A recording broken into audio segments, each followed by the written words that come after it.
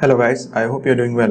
In this video, we are going to learn how to reopen the closed tabs or the recently closed tabs on your Edge browser on Android. So say suppose I open few of the tabs here. So let me just open few tabs. Okay, so these are the three tabs which are currently open. One is Browser, one is eBay, and another is a Microsoft Outlook. So if I close any of the tab, if I mistakenly close or manually close this tab, what happens is it will be saved in the browsing history. And if I want to reopen those tabs, what I can do is I can tap on this multi-tab icon here and switch to the recents tab, and it will give you the list of all the recently closed tabs. Select any of the tab that you want to reopen and it will reopen in the new tab. Similarly, you can go and choose another recent and then you can just select and it will open in another recent tab. So in this way you can reopen the recently closed tabs in your Edge browser on Android. I hope this helps. Let me know if you guys have any questions. Cheers, have a great day.